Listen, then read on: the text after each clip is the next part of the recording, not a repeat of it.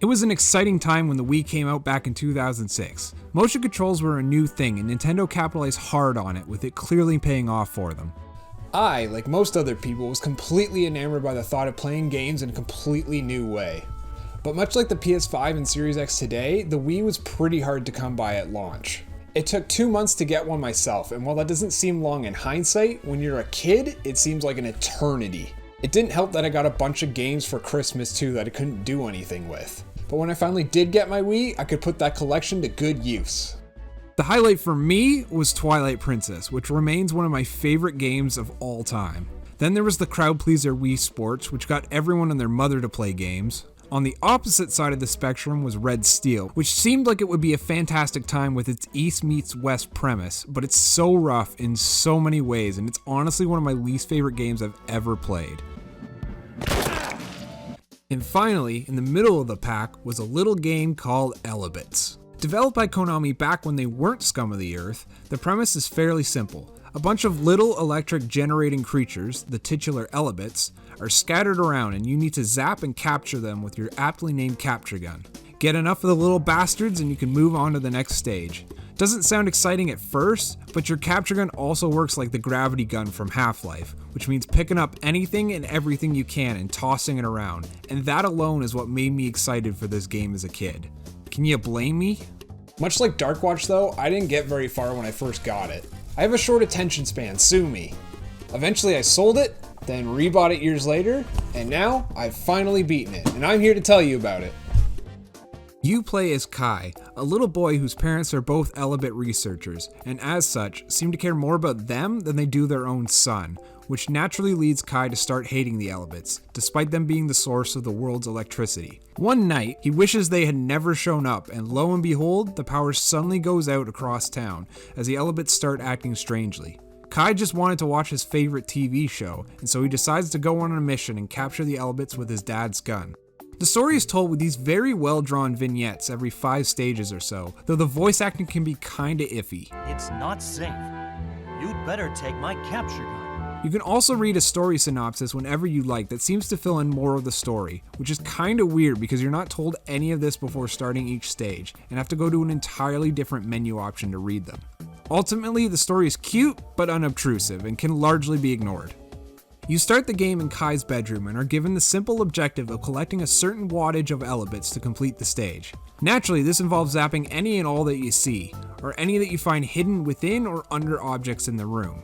As you reach different wattage levels, lights start coming on, and certain machines will gradually be available to be powered on. Most of the time this involves just hitting a switch, though as you progress through the game, you might have to do a little more work to turn things on. This could involve putting bread in the toaster, or pulling a lever down to turn on some streetlights, or even spinning an entire amusement park ride to get it going. Most are pretty self-explanatory, but then you have this oven that asks you to insert something to get it started.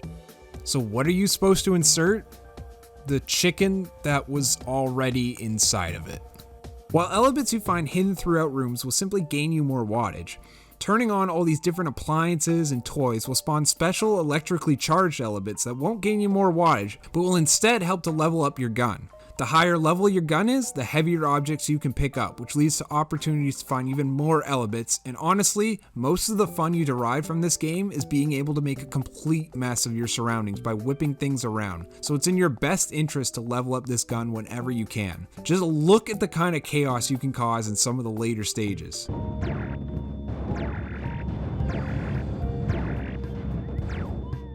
At one point you even get to pick up entire houses. If you don't think that's the funnest shit, I don't know what to say to you. The only problem is that the frame rate can chug like crazy when there's a lot of moving objects on screen. This has the unintended benefit of slowing the timer down and making it easier to line up your shot at least. Controlling the game is rather self-explanatory. Aim with the Wiimote and shoot with the trigger. If you want to pick up an object, just hold the trigger and throw it around. You can also crouch or go on your tippy toes to better reach Elebits under furniture or behind taller objects. The only annoyance with the controls is when you have to twist, push, or pull. This was well before the Wii Remote Plus, so the Wii wasn't always the greatest at recognizing depth motion. The game also has some really annoying hitboxes at times. They're just too big for some of the larger objects. So while it looks like you should be able to shoot certain Elebits, the game has a different idea. As you make your way through all 29 stages, the game does a good job of slowly drip feeding you new elements and obstacles. You're quickly introduced to your first power-up, a stun ball. Whip this thing against the surface to activate it and get any Elebits within range to stun them, making them much easier to catch. Stage by stage, you're introduced to more power-ups, like a cookie to attract the Elebits, or the homing gun that makes it a cinch to catch multiple Elebits at once, and culminating with the best but rarest power-up, the vacuum gun, that does exactly what you think it does. If you want complete and total destruction, this is the power-up to use. Each one only lasts 30 or 60 seconds, so you gotta make the best use of them while you can. While each stage has a time limit and a wattage requirement to complete it, some stages also add extra parameters to contend with. The first limits how many objects you can destroy before failing the mission, which means being extra delicate with fragile objects like plates or wine glasses. This can be especially nerve-wracking as Elebits can just roam around, knocking things over off screen and potentially breaking things. You might also have to worry about keeping the noise level down. Whip something across the room too hard and you're bound to exceed the decibel level. Do that too many times and you fail. Luckily, stages with this parameter generally include a noise cancellation power-up, which negates any sound you might create, letting you throw things around to your heart's content while it lasts. For some reason, you can also find this power-up in stages that don't have this parameter, rendering it completely useless. Or even find the vacuum gun in stages with the breakable objects parameter, which I don't think I have to tell you is a very bad idea to use. Not that that stopped me the first time.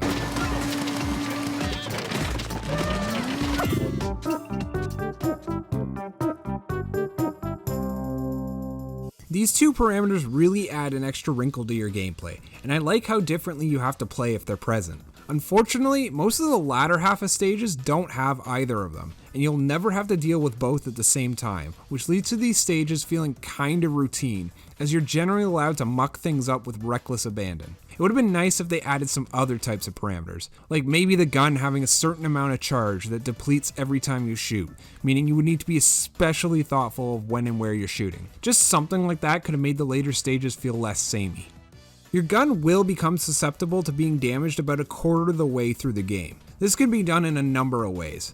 It starts out with turrets and tanks being placed throughout stages that can shoot you with very slow moving bullets, though if you're not paying attention, they can easily catch you off guard. Where these child shooting mini turrets even came from, who knows, because the game certainly does not tell you.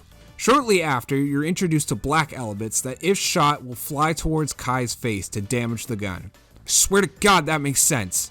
If you react in time, you're able to dodge them at least, but they tend to follow your cursor when near it, so it becomes a good challenge shooting the Elebits or objects you want while avoiding the black ones. Finally, towards the end of the game, purple Elebits are introduced that can shoot at you too, but again, their bullets are rather slow moving. If you're shot 5 times in a stage, it's game over. Luckily, a shield power-up is usually around to help you defend yourself from all these things trying to destroy your gun. To break up the regular stages is the occasional boss fight. The first boss is somehow the most annoying one to fight, as it has 3 stages where it splits up into smaller and smaller Elebits that you need to capture to defeat it. But that last stage, when the Elebits are at their smallest, is infuriating. Each one needs to be shot twice, once to destroy its shield and another to actually capture it. The problem is once their shields are down, they become transparent, which is hard enough as is, but the gun also has no weight restriction during the fight, so by this stage, the room will probably be a mess as you've thrown things around trying to capture the Elebits in the first 2 stages. So when the small ones hide, it becomes very, very hard to find which object they're hiding in. I cannot count how many times I was left with just one Elebit to find and I ran out of time. The second boss is thankfully much easier as you just have to grab it and smack it on the ground a bunch of times. The third boss can be annoying too, as it spawns a bunch of egg canisters that, if left unchecked, will crack open, revealing more Elebits that it can absorb to grow fairly big, increasing his damage and his hitbox. The final boss, the zero Elebit that's caused all this commotion in the first place, is once again pretty easy. The first stage involves smacking it with objects to spawn smaller Elebits that you need to capture to hurt it. The second stage takes a complete 180, as it somehow spawns a Gundam out of the ground of the amusement park that requires you to twist screws off of. And let's be honest, it's basically like you're twisting its nipples off. After you finish the final boss, you get a ranking akin to Metal Gear Solid that depends on various different stats, like how many objects you broke or how many Elebit nests you found. Naturally, I got King of Destruction because I didn't complete a level without it looking like a tornado had come through. Each boss sort of acts like a bookmark to different chapters in the story. You start off in your house in the first chapter, with each stage being a different area of the house. You slowly start to move outside of the house in the second chapter, eventually going to the streets at one point, and having to contend with gravity essentially breaking for a couple stages as everything starts floating. You transition to the amusement park in the last 2 chapters, and this is where the game starts to drag a little. Like I said earlier, the game mostly abandons the noise and breakable objects parameters by this point, so while it's fun to completely wreak havoc in the park, it also lacks basically any challenge, even with the addition of the purple Elebits that shoot you, or these teddy bear Elebits that can throw things at you. I don't think the game lends itself well to having bigger, more open areas either. For one, Kai is a pretty slow walker, so moving around can be a bit of a chore. But mainly, I like the smaller house stages because you can relate to these areas, so it's more interesting having these otherworldly Elebits hidden around a familiar looking environment. Also, when you power up machines in the house stages, like the dishwasher or a DVD player, you immediately know where that is. But when you're in the amusement park and get a pop-up saying you powered up some street lamp, you're not really going to know where to find that. In every non-boss stage, you can come across these special pink Elebits that don't give wattage or power up your gun, but instead unlock bonus versions of the stage you're in. There are 3 of them in every stage, with the first one unlocking a score attack mode, the second a challenge mission, and the third an eternal mission. Score attack and eternal missions are pretty self-explanatory, but the challenge mission is where things can get interesting. These are specially crafted missions with short but difficult and unique requirements. One might ask you to shake a garbage bin to release a ton of green Elebits, which you'll have to suck up with a vacuum gun before time runs out while trying to get a certain wattage, while another might ask you to carefully unstack a bunch of glass items without breaking any to get the Elebits hidden in the bottom. Careful. Careful. And perfect. In addition, getting a B rank or higher on each stage unlocks that stage and its unique items for use in the edit mode. Here, you can edit the stages to your heart's content, placing objects and Elebits as you see fit to make beautiful creations such as this.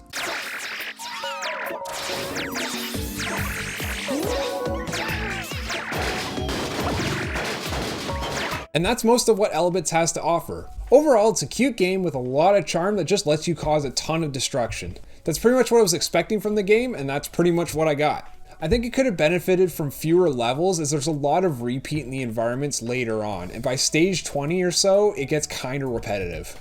Outside of the boss stages, your only task is collecting enough Elebits to reach a certain wattage requirement, so it would have been nice if there were a few different objectives too. And sure, you can go back to older stages to get a better rating or to find those pink Elebits to get the different stage variations, but I didn't really have any desire to do so. After I completed all 29 stages, I was pretty much done with the game.